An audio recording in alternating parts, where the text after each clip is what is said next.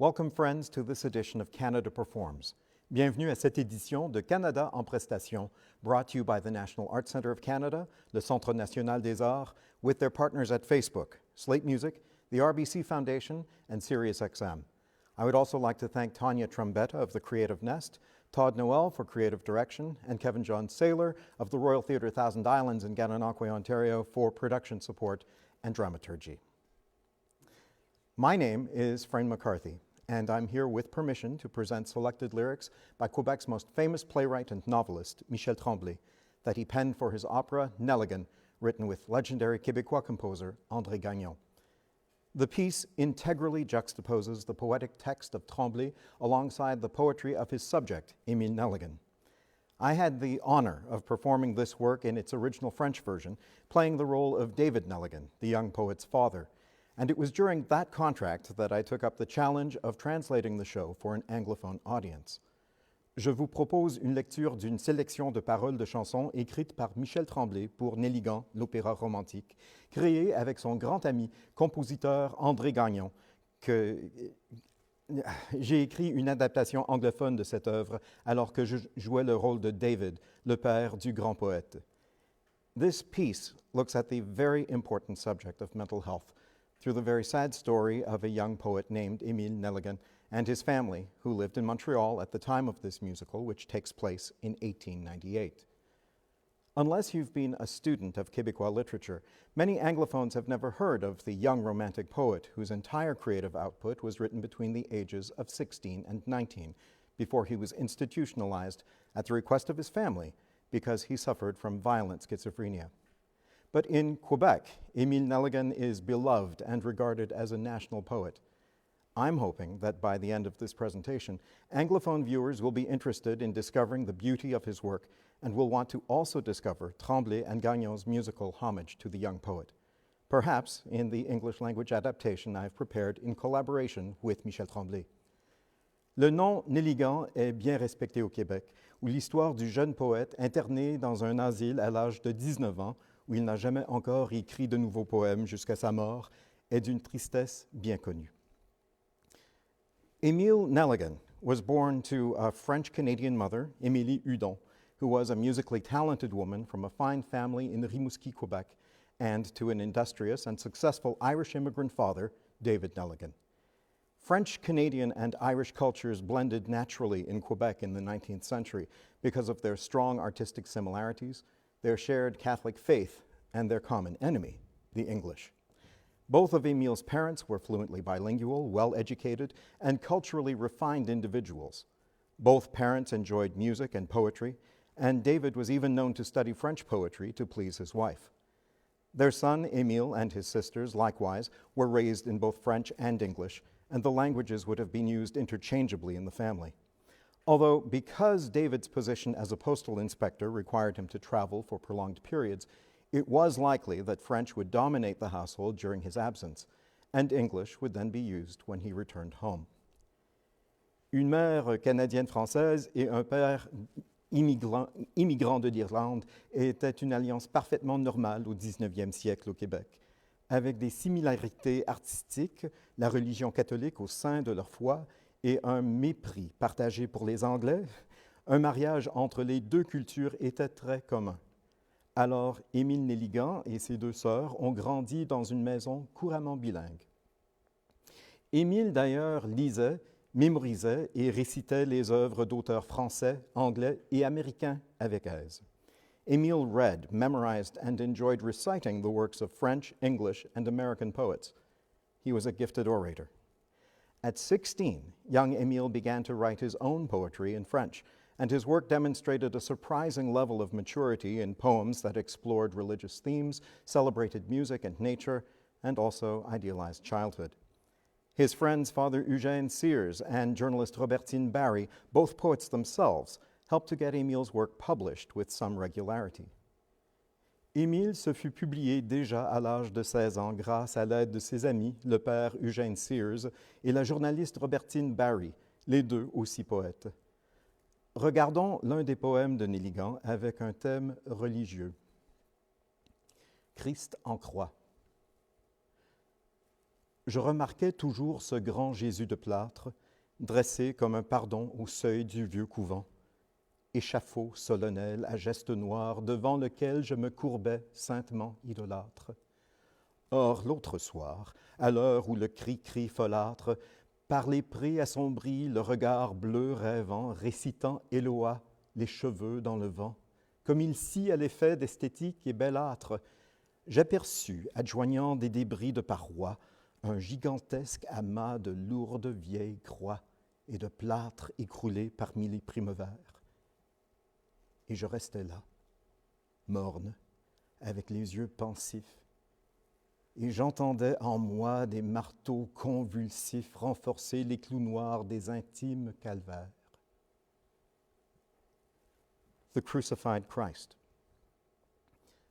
I always beheld this great Jesus made of plaster, erected, crucified to grant pardon before the convent door, a solemn guard of somber gesture before whom I'd bend in idolatry in hope for mankind's master.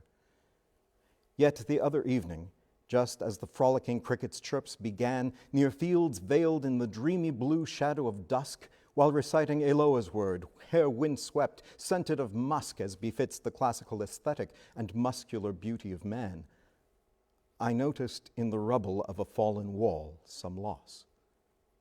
There lay the gigantic mass of a heavy old cross and crumbling plaster dusting the evening primrose. And I stood there, sullen, my eyes in pensive study, and I could hear within me a compulsive hammering, bloody, reinforcing the black nails that my own Calvary's pains impose.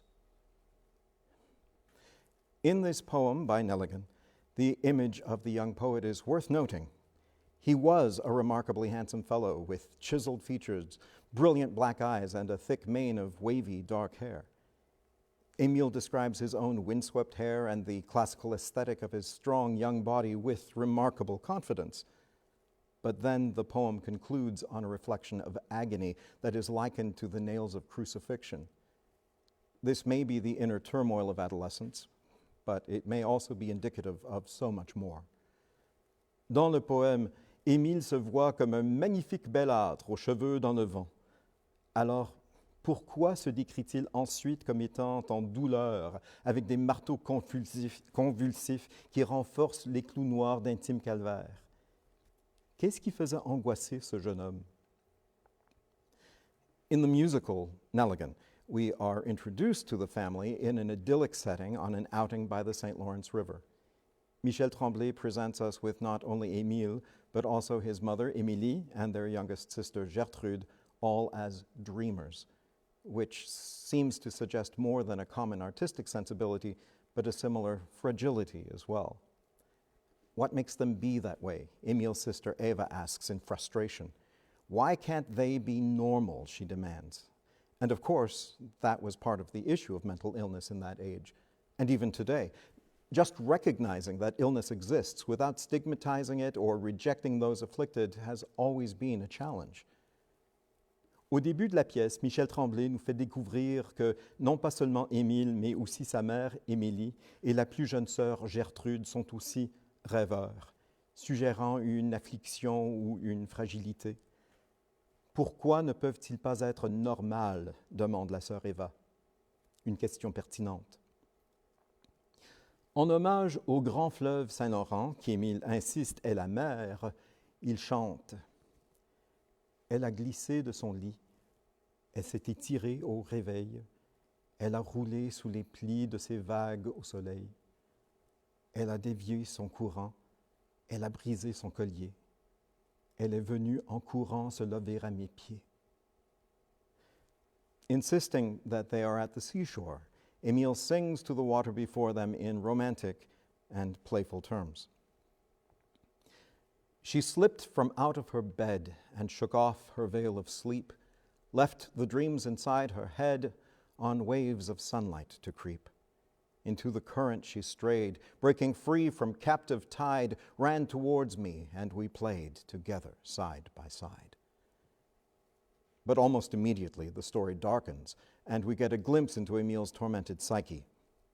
I live in fear, it's a thrill, I live in fear. It's my will to be healed and to learn to survive. I need to feel I'm alive through any means I contrive, scream in a storm to the thunder's riposte. All through the nights without sleep, my eyes are glazed and I weep, for I am lost in this world like a ghost. When I'm too drunk and I'm scared, that's when my soul is most bared. I dare to write all that pains me the most. I'm fearful of all. Through years full of tears like a pall, I look on love, mistook what's love. I fear love won't sustain me. Behind the mask you might find one who is deaf, dumb, and blind. Headlong I'm hurled in a bottomless well. Can I be under a spell? Hear me yell from deep in hell, for the dawn to come save me at last. I'm fearful of all. I fear you can't hear me at all. Now life and joy and love and death and misery make me tremble. See my heart rended in two. See my life broken and through. I fear I am dead now inside. I fear I am dead now inside. But I must live to write my fears. Tout me fait peur, tout m'exalte. J'ai peur de tout, mais j'ai hâte de guérir et d'apprendre à survivre. Je touche à tout, je m'enivre. Je suis le feu et le givre, mais je pleure quand un orage éclate. Je vis la nuit, je découche, j'ai les yeux fous et je louche du côté des paradis perdus. Quand j'ai trop peur ou trop bu, j'écris des vers corrompus qui font mal, mais qui pourtant me touchent. J'ai peur de tout. Je meurs de tout.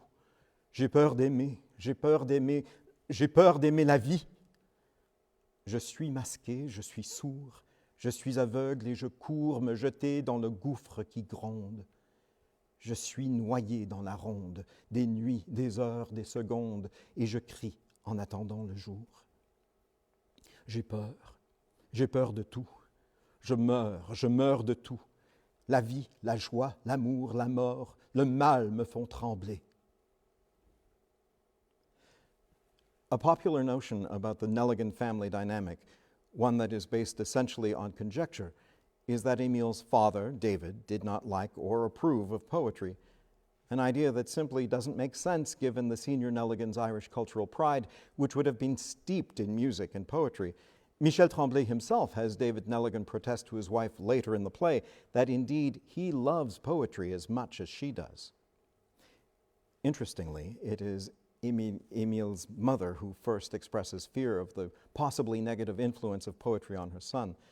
In modern context, it could be compared to a parent's fear of the influence of certain kinds of popular music or video games on their children. Émilie recognizes that her son is in some kind of distress, and she is very specific about what popular poets she fears may be harming Émile. L'idée que le père David Nelligan détestait la poésie est fausse. Nelligan Senior serait fier des accomplissements artistiques de sa famille. Michel Tremblay accorde même un moment définitif quand David dit à sa femme qu'il aime la poésie autant qu'elle. Mais bien avant, nous voyons la mère d'Émile peur de l'influence de plusieurs poètes populaires. Madame Nelligan est même très particulière en les nommant. Baudelaire a tué son sourire et Poe a détourné sa flamme. Verlaine a perverti sa vie et pire, Rimbaud a corrompu son âme. Rimbaud a corrompu son âme et Lautréamont l'a séduit. Il erre à travers un jardin en flammes, leur poésie hante ses nuits. Il s'éloigne, se replie, il s'efface. Il devient froid, se couvre la face. Il se détourne de tout, il se détourne de moi. Il ne voit plus rien, surtout pas mes émois. Je le vois qui sombre, moi qui l'ai adoré, moi qui l'ai vénéré, moi qu'il a vénéré. Il se noie, mon fils se noie, mon fils Émile se noie. Il glisse vers la mélancolie, il se libère de toute emprise. Il est trop tard, pauvre maman, trop tard, le poète se grise. Il tarde à trouver le sommeil, il boit, son cœur est en lambeaux. Ces nuits sont hantées par d'étranges merveilles. Elles sont consacrées à Rimbaud. Il s'éloigne, se replie, il s'efface. Il devient froid, se couvre la face. Il se détourne de tout, il se détourne des lois. Il ne voit plus rien, surtout pas mes émois. Je le vois qui sombre, moi qui l'ai adoré, moi qui l'ai vénéré, moi qu'il a vénéré. Il se noie, mon fils se noie, mon fils Émile se noie. Baudelaire a tué son sourire, et Poe a détourné sa flamme. Verlaine a perverti sa vie. Rimbaud a corrompu son âme. Baudelaire took away his smile, and Poe removed all self-control. Verlaine's perversions did beguile, and I'll damn Rimbaud for stealing his soul. Damned Rimbaud stole my Émile's soul, and Lautréamont claimed his heart. Now through perdition's flames he's lost in shoal. Their poems have torn him apart. He is distant, withdrawn, out of place. He's become cold, he covers his face. He's turned his back on the world, he's turned his back on all hope. He is tired and lost and unequipped to cope.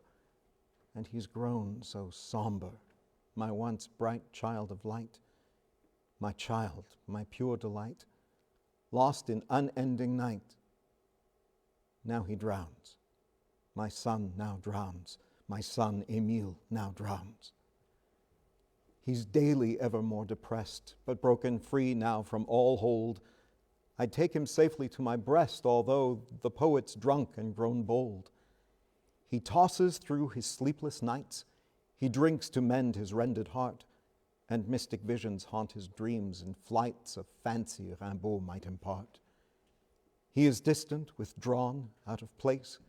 He's become cold, he covers his face. He's turned his back on the world, forsaken all that was dear. He is blind to all, blind to a mother's fear. And he's grown so somber, my once bright child of light. My child, my pure delight, lost in unending night. Now he drowns. My son now drowns. My son, Émile, now drowns. Baudelaire took away his smile. Through Poe he lost all self-control. Verlaine's perversions did beguile. Damn Rimbaud for stealing his soul. Michel Tremblay introduces us to young Émile's poet friends. Charles Guil, a privileged fellow who has just returned home from adventures in Europe, and Arthur de Bussière, who barely eked out a living as a house painter, who hosts his friends in his garret room. Tremblay gives us a delightful, sometimes tempestuous scene of three young romantics craving a bohemian ideal. Nous rencontrons Charles Guil, riche, fanfaron, revenant de l'Europe, et Arthur de Bussière, pauvre, peintre en bâtiment qui est leur hôte. Les trois jeunes hommes sont meilleurs amis, dédiés à la poésie et l'idéal bohémienne. C'est à travers le récit de Charles Guil racontant le Paris qu'il a découvert que Michel Tremblay prend un envol particulièrement romantique. C'est le matin, je ne dors pas, je rentre à pied, ce que je vois m'enivre. Au-dessus des toits, le ciel est rose et mon Paris est plein de choses à vivre. Pourquoi dormir, même épuisé, quand dans l'alcool on peut puiser la force de continuer par les canaux à pagailler dans son canot d'écorce? Je descends Paris comme un fleuve, et sur ces flots blancs qui se meuvent, je découvre enfin l'énergie de donner un sens à ma vie. Je suis la chasse-galerie en visite à Paris. Je suis la chasse-galerie en visite à Paris. À Saint-Germain, à Montparnasse, dès le matin, je pars en chasse et j'erre au restaurant ou au bistrot où les patrons ne sont pas trop sévères. Je bois, j'écris de longs poèmes. C'est ça la vraie vie de bohème. Chez moi, j'étais un mécréant. Ici, je vis comme un géant qui règne.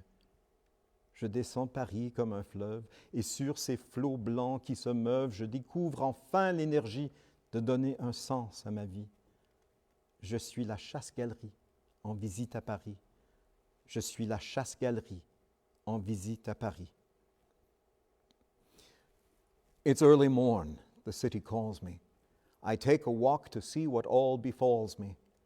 The day is born, the sky is pink. Each thought that Paris makes me think enthralls me. Why should I sleep, though I am tired, if alcohol, sweet drink, has fired my daring to carry on through streams of streets? I'm paddling where the town entreats, not caring. All the sights flow like a river in currents that surge and deliver, great intervening through all strife to bring greater meaning to life. I'm free, roaming Paris. Let its waves carry me. I'm free, roaming Paris. Let its waves carry me. At Saint-Germain and Montparnasse, the morning hours seem to pass unnoticed. I claim a seat in some bistrot and aim to eat and write wherever's closest. I drink and write for hours a day, in happy plight, a true bohemian at play. At home I was perceived a fool, but here each man is born to rule in glory. The whole city flows like a river with currents that surge and deliver, great intervening through all strife to bring greater meaning to life. I'm free, roaming Paris, let its waves carry me. I'm free, roaming Paris, let its waves carry me. Émile's obsessive devotion to his mother may have been in reaction to his father's necessary absences as he traveled for work. Émile also developed an intense infatuation for his mother's friend, Robertine Barry, the journalist who helped to get his first poems into publication. But the affection for the much older woman was not returned in kind, and so, feeling spurned, Émile rejected her as a muse for his poetry. But Tremblay also gives us a glimpse into the forbidden relationship between Émile and his friend Arthur, at a time when homosexuality was not only seen as sinful, but was also legally recognized as a mental disorder. J'aime ma mère plus qu'il n'est permis, Émile se confesse à ses amis. Émile était aussi devenu obsédé de l'amie de sa mère, Robertine Barry, la journaliste qui lui aide à faire publier ses premiers poèmes. Quand ses affections furent rejetées par cette femme, beaucoup plus âgée que lui, il écrit qu'il la déteste. Mais Michel Tremblay nous fait aussi découvrir l'amour entre Émile et son ami Arthur. À l'époque, leur amour fut non pas seulement vu comme un péché, mais aussi était légalement reconnu comme une maladie mentale. C'était dans un réduit, au bout d'un long couloir, un grand adolescent dans un lit dérisoire, qui sentait la révolte et le désespoir. C'était Arthur Rimbaud quand descendait le soir.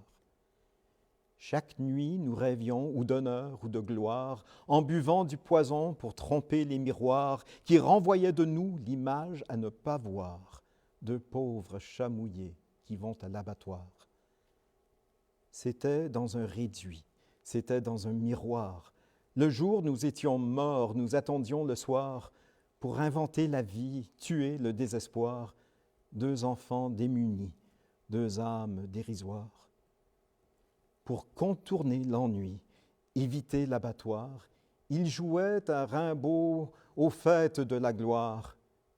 Je n'étais pas Verlaine, je ne voulais rien voir.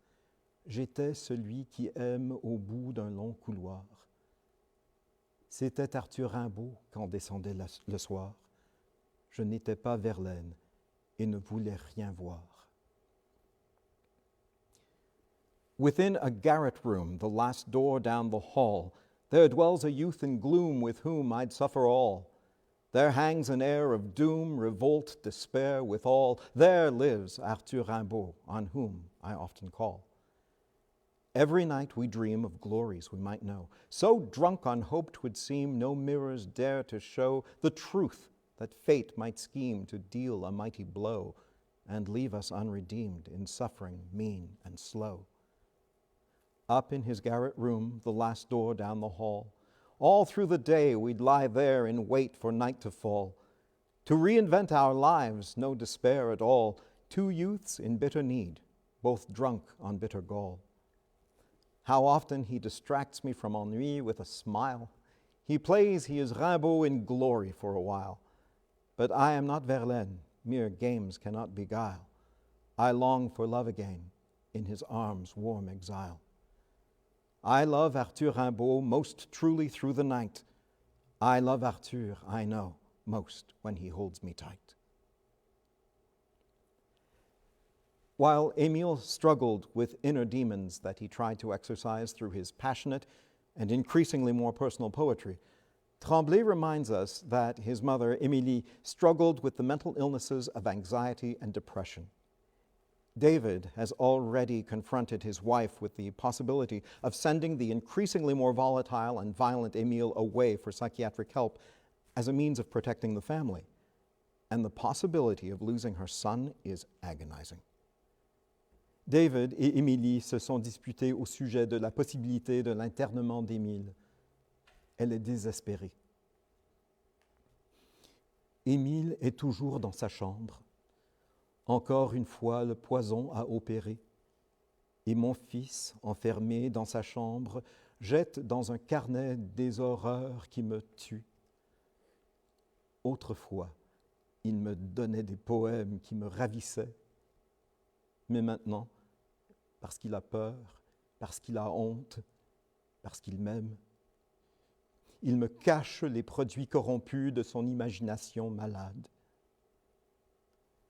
J'ai enfanté sans le savoir, j'ai élevé sans le vouloir un ange noir, un solitaire, qui dans le soir écrit des vers qui me font peur, qui dans le soir écrit des vers qui me font horreur. Je l'ai guidé sur des chemins que je croyais être les siens. J'ai tout donné sans rien attendre, sans espérer et sans comprendre qu'il faut payer, sans espérer et sans comprendre le prix à payer. Je veux mourir. Je veux mourir, aidez-moi, ou ramener à la fois ce fils confus que j'aimais et qui n'est plus. Je veux mourir, prenez-moi. On l'a ravi à ma foi, je l'ai perdu à jamais, mon fils n'est plus. Je l'ai nourri de poésie, j'ai souri à ses fantaisies, c'était un Dieu, c'était mon fils, il était Dieu et moi complice de son malheur. Je veux mourir. Je veux mourir, aidez-moi, ou ramener à la fois ce fils confus que j'aimais et qui n'est plus. Je veux mourir, prenez-moi. On l'a ravi à ma foi, je l'ai perdu à jamais. Mon fils n'est plus. Mon fils n'est plus, j'ai peur. J'ai tout perdu. Je meurs.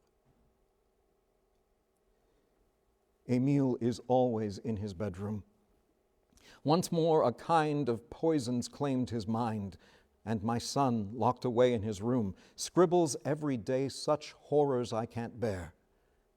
And yet once he'd write for me poems bright and ravishing and free. But now it seems that he's afraid, and so ashamed, because he loves me. So he hides corruptions that are born of visions that all warn. He's ill. I wished that he'd remained a child. I never heeded he'd grown wild.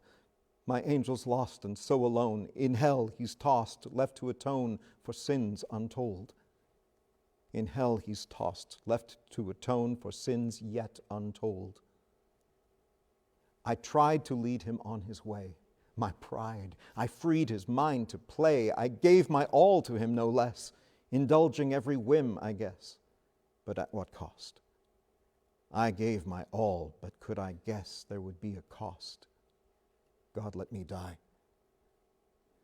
Why should I live? Let me die. Heaven forgive me, I cry. Hear me, O Lord, in my prayer I've so implored. If you will, grant me my son. By your will, let it be done. Take me instead, O dear Lord. Let me be dead. I saw him soar on poetry. Wind 'neath his wings, he floated free. How I adore him like a god. My King of Kings, however flawed, that sin is mine. My King of Kings, however flawed, that sin is mine. God, let me die. Why should I live? Let me die. Heaven forgive me, I cry. Hear me, O Lord, in my prayer I've so implored. If you will, grant me my son. By your will, let it be done. Take me instead, O dear Lord, let me be dead. My son is lost, I fear. I feel my death draws near. Émile would know true triumph for just one night at the Château de Ramsay before an assembly of l'École littéraire de Montréal where he recited the Romance of Wine. La Romance du vin, un poème d'Émile Nelligan, fut un triomphe pour le jeune poète à l'Assemblée de l'École littéraire de Montréal au Château de Ramsay. Tout se mêle en un vif éclat de gaieté verte. Oh, le beau soir de mai! Tous les oiseaux en chœur, ainsi que les espoirs naguère à mon cœur, modulent leur prélude à ma croisée ouverte. Oh, le beau soir de mai! Le joyeux soir de mai! Un orgue au loin éclate en froide mélopée, et les rayons ainsi que de pourpres épées percent le cœur du jour qui se meurt parfumé. Je suis gai, dans le cristal qui chante, verse le vin, verse encore et toujours, que je puisse oublier la tristesse des jours dans le dédain que j'ai de la foule méchante. Je suis gai, vive le vin et l'art. J'ai le rêve de faire aussi des vers célèbres, des vers qui gémiront les musiques funèbres, des vents d'automne au loin passant dans le brouillard. C'est le règne du rire amer et de la rage, de se savoir poète et objet du mépris, de se savoir un cœur et de n'être compris que par le clair de lune et les grands soirs de rage. Femme, je bois à vous qui riez du chemin où l'idéal m'appelle en ouvrant ses bras roses. Je bois à vous surtout, homme au front morose, qui dédaignez ma vie en repoussant ma main. Pendant que tout l'azur s'étoile dans la gloire et qu'un rythme s'entonne au renouveau doré, sur le jour expirant, je n'ai donc pas pleuré, moi qui marche à tâtons dans ma jeunesse noire. Je suis gai, vive le soir de mai, je suis follement gai sans être pourtant ivre. Serait-ce que je suis enfin heureux de vivre? Enfin, mon cœur est-il guéri d'avoir aimé? Les cloches ont chanté, le vent du soir odore, et pendant que le vin ruisselle à joyeux flots, je suis gai, si gai dans mon rire sonore, aussi gai que j'ai peur d'éclater en sanglots. All's blended in a bright burst of green gaiety. Oh, lovely night in May! All the birds in chorus, as well as the nagging hopes still in my heart, shimmer in prelude at my open crossroad. Oh, lovely night in May, this joyful night in May. A distant organ's cold chords begin to bray, while purple sabers in sunset's fine array run through the heart of the dying, sweet, perfumed day. I am gay. Hear the crystal goblets sing to pour the wine. Pour again and let it flow, that I might meet all sadness drunk and so forbear, disdaining mobs of people who are mean and don't care. I'm gay. Yes, I am gay. Long live wine and art. I dream I too one day will write to fine acclaim. In dirges moaned my verses like funerals they came. The autumn winds and fog draw near, but then depart. This is the reigning age of bitterness and rage. To know one's poet's soul subjected to contempt, to feel one's heart rejected with each vain attempt to reach more than the moon while violent storms engage. Women, here's to you who ridicule my path towards perfection bound, embraced in rosy arms. And now I toast each man whose hatred often harms, refusing me in greeting, your hand raised in wrath. And now the azure sky is streaked with glory's stars, while a hymn's intoned, then sung with great resound. How at the close of day no tears yet have I found, not I who sleepwalk always through a youth of scars. I am gay. I am gay, rejoice this night of May. I am madly gay, and yet still sober, sing. Can it be I found the joy that life can bring? Now my heart's resound and healed of love, I pray. The bells sweetly chimed. The night's all sweet perfume. And while the wine still flows in streams of joy, my dears, I'm gay, so truly gay, my laughter clears the gloom. So very gay, I fear, I may burst into tears.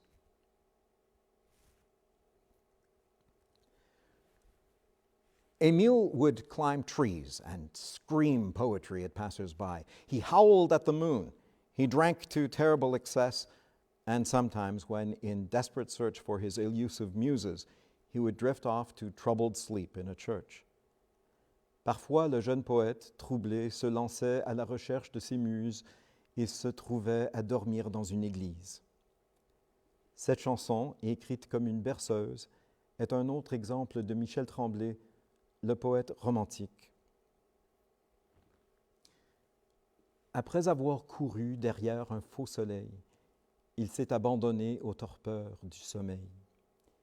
Il se laisse bercer par l'odeur de l'encens, par la voix éthérée d'un humble cœur d'enfant.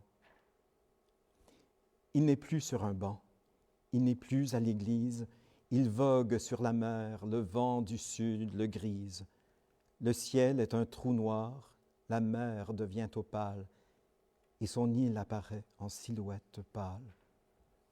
Dors, dors, Émile, dors, conduis ton vaisseau d'or, guide ses voiles blanches au récital des anges. Étendu sur la plage où déferlent les vagues, il maudit son passé, il hurle, il dévague. Puis la paix lui revient, le couvre de son châle. Dans son sommeil, il dort dans une cathédrale. Voilà qu'il a bougé, il a tendu la main. Les sirènes ont chanté, il sait que dès demain, il pourra s'installer entouré de ses muses et transcrire la voix des anges qui s'amusent. Dors, dors, Émile, dors. Conduis ton vaisseau d'or, guide ses voiles blanches au récital des anges. Dors, dors, Émile, dors, conduis ton vaisseau d'or, guide ses voiles blanches au récital des anges. Dors. Soon after having chased an artificial sun, he's laid himself to waste, tormented sleep begun. He's lulled at last to rest where incense fills the air, with music also blessed to hear a choir sing there. He lies not on a pew, he isn't in a church. He sails a sea so blue on waves that gently lurch. The sky turns slowly dark, and there's the opal moon, and silhouetted starkly does a lonely isle loom. Sleep, sleep, Émile, sleep. Your golden vessel keep. Steer all your sails of soft white like angels' wings on through the night. Lying on the sand beside the lapping waves, he feels like he is damned. He cries, he howls, he raves. But then a kind of peace falls softly like a shawl. The torment seems to cease. He dreams a great cathedral. So gently does he stir, outreaching with one hand, to sirens singing, "Hurry, boy, now leave this land, and hearken to our call and listen to our song. We muses do beseech all sailors, come with longing." Sleep, sleep, Émile, sleep. Your golden vessel keep. Steer all your sails of soft white like angels' wings on through the night. Sleep. Et ensuite, Émile est découvert endormi dans l'église par Robertine Barry, la femme qu'il aimait, son muse, son amie. Elle contemple le jeune homme tourmenté en ce rare moment de paix. J'ai cru aimer et j'ai cru l'être. D'un seul regard, il faisait naître des châteaux forts, des nuits d'été, transfigurées par la beauté. Je retenais de son passage des mots magiques et des images que je croyais être éternelles. Quand il disait « j'avais des ailes ». Sans qu'on le veuille, sans qu'on l'attende, on se détache et sans comprendre, sans dire adieu et sans souffrance, on sent venir l'indifférence. Sans qu'on le veuille, sans qu'on l'attende, on se détache et sans comprendre, sans dire adieu et sans souffrance, on sent venir l'indifférence. Un petit mot, un petit rien, un regard faux, un geste fin, le temps qu'il faut à une main pour s'effacer, et c'est la fin. Un salon sombre, un air humide, dans un coin d'ombre, un fauteuil vide, là où vibrait la poésie, ne reste plus que l'aphasie. Sans qu'on le veuille, sans qu'on l'attende, on se détache et sans comprendre, sans dire adieu et sans souffrance, on sent venir l'indifférence. Robertine Barry, the older woman he once loved, his muse, his once great friend, finds Émile sleeping in a church. For a brief while, she sees that he is not in torment. I thought our love shone like the morn. At break of dawn, I felt newborn. Through sunny days to summer's eves, on new forays we took our leaves. With magic words you painted sights that soared like birds to sainted heights. For these and more, for then and since, I will adore my poet prince. Then comes a time we don't expect, of cleaving I'm left circumspect. We parted ways without goodbyes. What fills my days are empty sighs. Then comes a time we don't expect, of leaving love for new respect. Don't say goodbye. Don't suffer, dear. Don't even cry. Don't shed a tear. A petty phrase, some little thing that hurts and stays on broken wing. But what was worse was when you'd shun my love in verse. Well, now it's done. My room's in gloom, the air is stale, cold as a tomb where you'd regale and warm my heart with poetry. Now we're apart, but are you free? Now comes a time we don't expect, of cleaving I'm left circumspect. We parted ways without goodbyes. What fills my days are empty sighs. Now comes a time we don't expect, of leaving love for new respect. Don't say goodbye. Don't suffer, dear. Don't even cry. Don't shed a tear. In Michel Tremblay's script, we see Émile in a tailspin of self-destruction, and ultimately Robertine Barry and Father Eugène Sears are able to help the youth's mother, Émilie, to see the sad truth that dealing with Émile's mental health issues is beyond their capabilities. Robertine Barry et le père Sears arrivent à convaincre Madame Nelligan qu'ils ne sont pas à la mesure de pouvoir aider Émile dans le déclin de sa santé mentale. Sears recalls how he first came to befriend the young poet. Le prêtre se rappelle d'Émile au début de leur amitié. Autrefois, il n'y a pas si longtemps, il venait me voir presque chaque jour. De son sac porté en bandoulière, il sortait des papiers froissés. Le soleil entrait par la fenêtre, ou bien la neige nous frôlait en silence, et il lisait. Émile lisait ses derniers poèmes. Ah, le ravissement de ces moments si beaux. Le presbytère, pendant quelques heures, était illuminé par la présence d'Émile, par la magie de sa poésie, par la beauté de ses vers. Sa voix montait vers les sommets de l'exaltation, et je la suivais. Mais l'exaltation d'Émile s'est transformée. Sa poésie a plongé dans des abîmes que je ne comprends pas. Once upon a time, not long ago, came along a boy whom I watched grow. From a satchel slung upon his back, he pulled out scraps of precious poetry.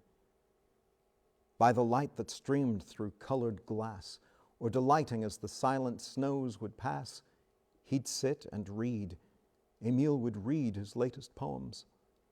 Such marvels and what joy that special boy would bring.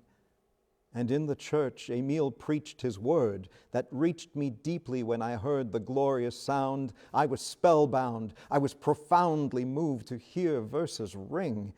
His voice would rise. His voice would rise to realize heights beyond compare.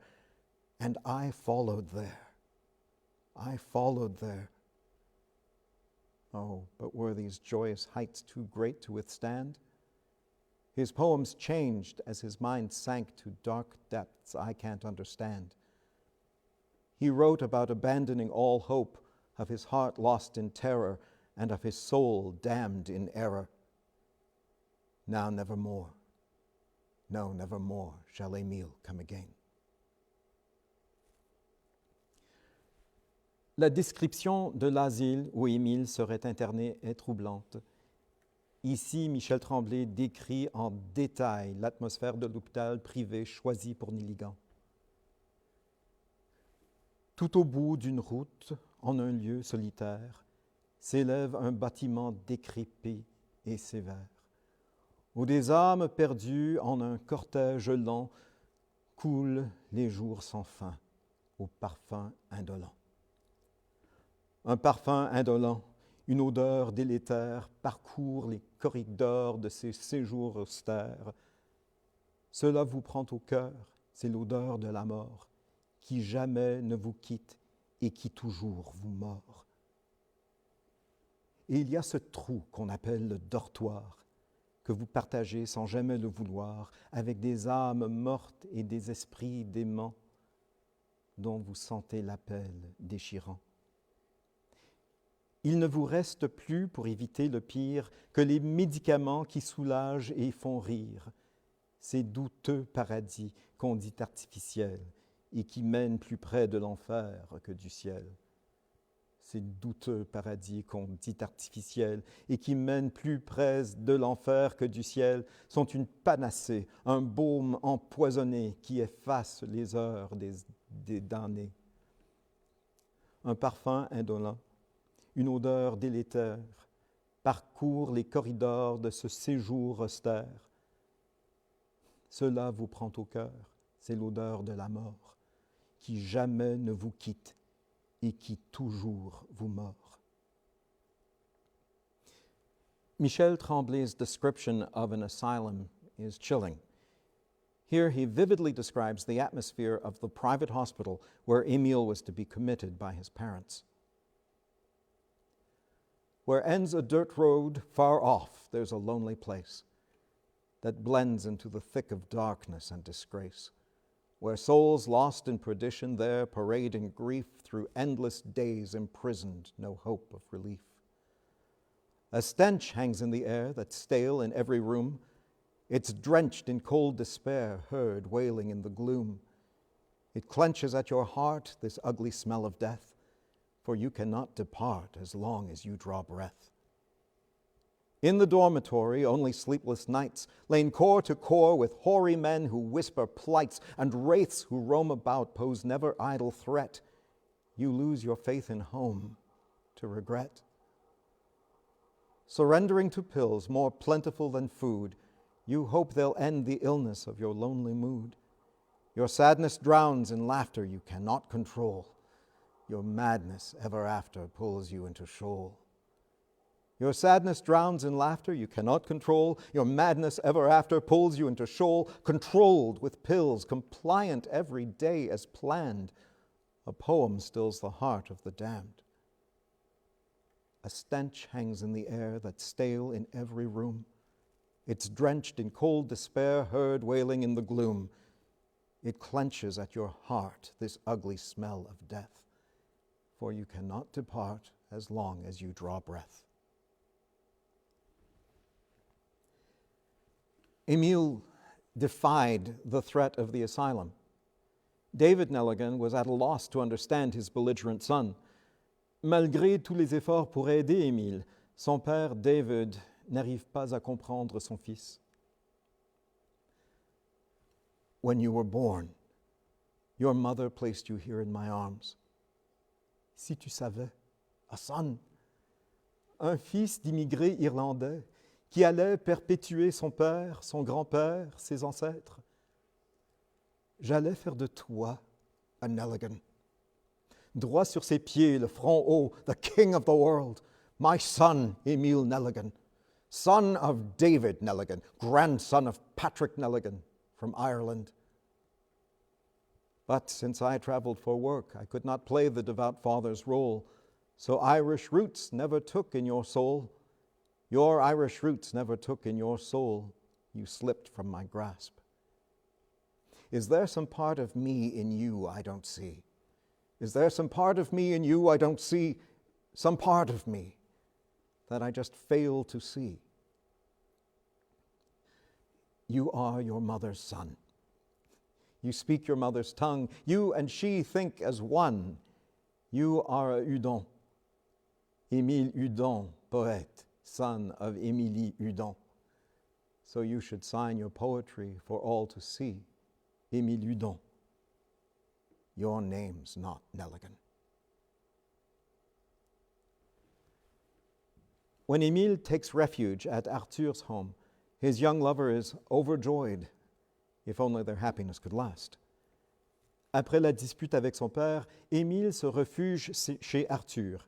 Celui-ci est très heureux d'accueillir son âme sœur. Oui, je nous vois, vivant sans un sou, parfois affamés, souvent ivres. Je nous vois, pauvres mais heureux, heureux de vivre enfin comme de vrais poètes. Je nous vois tous les deux, lisant les poèmes de l'autre, discutant, riant et pleurant, heureux enfin.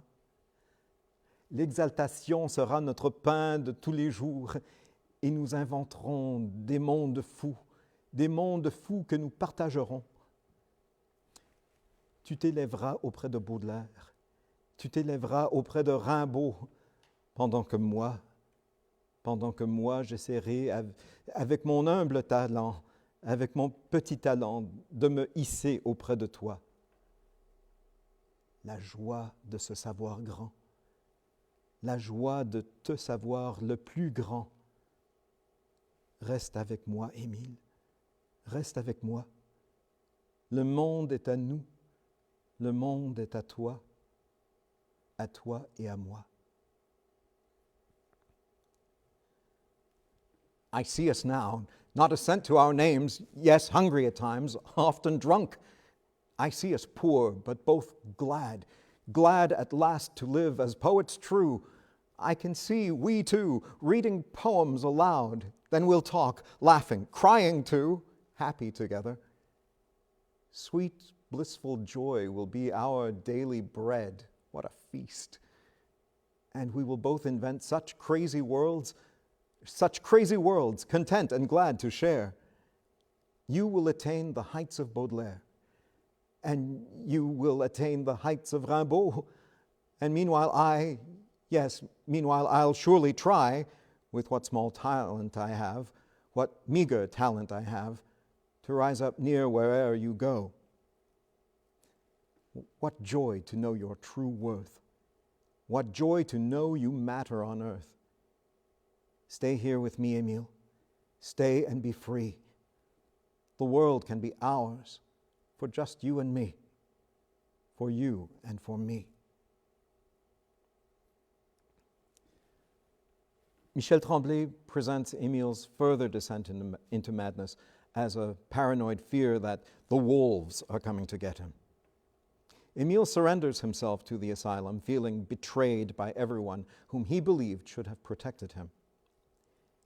Michel Tremblay nous présente comment la santé mentale d'Émile s'est déclinée en paranoïa. Les loups venaient lui chercher. Finalement, il s'est laissé être emporté, peur d'être oublié. J'ai levé le poing, j'ai défoncé le ciel, je l'ai pulvérisé en milliers d'éclats d'or. J'ai essayé d'en parsemer mon chemin pour laisser une trace qu'on pourrait suivre, qu'on pourrait remonter jusqu'à moi et dont on pourrait dire « Voilà, c'est de lui, c'est de Nelligan, c'est une œuvre de Nelligan. » I rose up my fist to smash away the sky. It rained down upon me sparkling gold from on high, which I sprinkled on the paths where'er I went, to leave just a trace of all I spent, to be followed and lead back to me, so those who come will see, behold him in awe, behold Nelligan. Here's the work of Nelligan. Once committed to the asylum, Émile is mourned as if he was dead, and then is never visited by his father. Only one time is Émile visited by his mother, Émilie. She cannot bear to see him again. La santé mentale d'Émilie Nelligan a beaucoup souffert après l'internement de son fils. Elle porte un deuil jusqu'à sa mort du cancer à l'âge de 53 ans. Et je revêtirai la folie de mon fils comme un trop lourd suaire. Vêtu de mon malheur, vous me verrez partout porter la tête haute, la honte de mon geste et l'effroi de ma faute. Émilie blames herself for Émile's sad fate. Her own mental health worsens, and then breast cancer soon ends her sad life. See, my madness is greater than what was my son's, as it shrouds my being. I'm garbed in dark despair. Remark, I'm everywhere. I keep my head held high for all to see my guilt and horror as I cry. Finally, Michel Tremblay ends the musical Nelligan by fittingly allowing Émile Nelligan to have the last word with his most famous poem, The Golden Vessel. Le mot final est d'Émile Nelligan lui-même avec son plus grand poème, Le vaisseau d'or. C'était un grand vaisseau taillé dans l'or massif. Ses mâts touchaient l'azur sur des mers inconnues. La cyprine d'amour, cheveux épars, chair nue, s'étalait à sa proue au soleil excessif.